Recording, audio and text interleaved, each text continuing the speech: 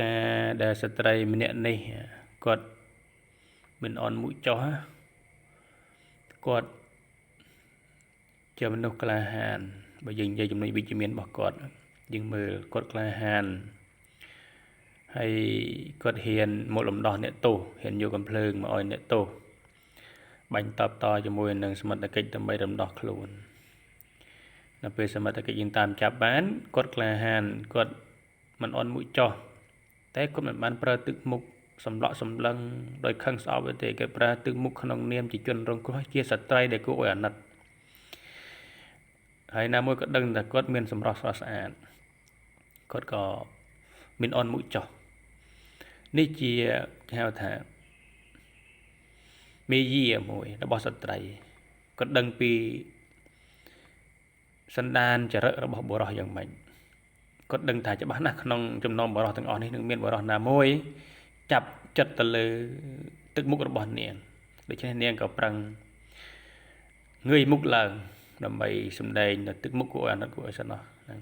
ហើយសម័យសប្តាហ៍ថ្ងៃគឺសម័យសង្គម Facebook ផងអ្នកដែលជិះឡានទាំងអស់គ្នាជាមួយនឹងជនរងគ្រោះហ្នឹងគឺមានទាំងអ្នកកសែតមានទាំងសមត្ថកិច្ចអញ្ចឹងគាត់នឹងសម្ដែងណាគាត់នឹងសម្ដែង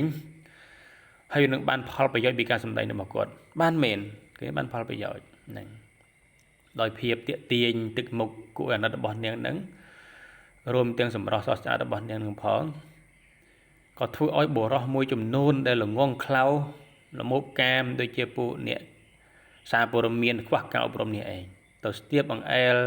មុខគាត់និយាយរំលោភបំពាននិយាយពាក្យអសុរោះទៅលើនាងណាឃើញទេ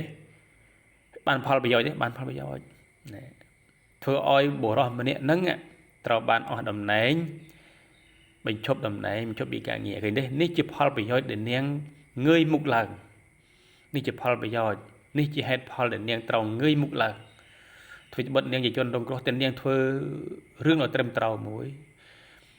នារីក្លាហានមិនងាយមានទេណានារីក្លាហានគាត់ឆ្លាតគាត់ចេះគាត់ប៉ិនប្រសប់យើងគិតរឿងវិជ្ជមានរបស់គាត់ណាឃើញទេធ្វើត្បិតតែគាត់ជាអ្នកទោសត្រូវបានជាប់ខ្នោះដៃវិតមែនតែគាត់មានគេហៅថាមានឥទ្ធិពលអាចធ្វើឲ្យបុរសដែលជាអ្នកយោសារព័ត៌មានហ្នឹងធ្លាក់ការងារបានដោយសារទឹកមុខ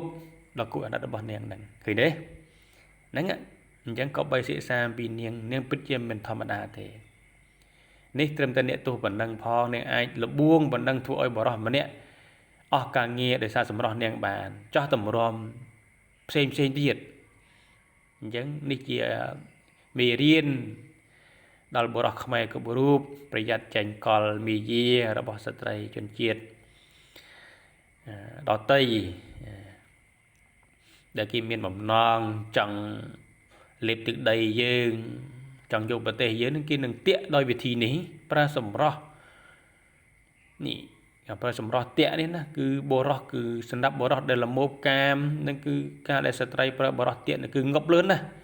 ងប់កាឡាណាងប់លឿនណាអញ្ចឹងប៉ាន់ពាក្យបុរាណខ្មែរយើងនិយាយថាកូនអើយធ្វើជាប្រុសណាយ៉ាងណាក៏ដោយកុំងឹបក្រោមកន្ទុយក្បិនរបស់ស្ត្រីកុំងឹបក្រោមកន្ទុយក្បិនរបស់ស្រីឃើញទេនេះជាពាក្យដែលបុរាណខ្មែរយើងដាស់តឿនហើយមួយទៀតពាក្យប៉ុនទៅនឹងពាក្យស្លោកខ្មែរយើងថា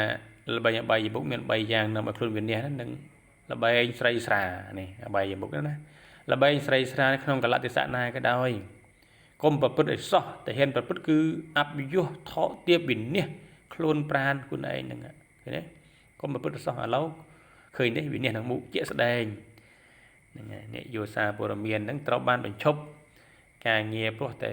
មិនមានការអប់រំទៅលូកលាន់ទៅលើស្ត្រីជនរងគ្រោះឃើញទេហ្នឹងនឹងវិន័យហ្នឹងណាស្រីល្បែងស្រីស្រានឹងវិន័យនឹងមុខហើយ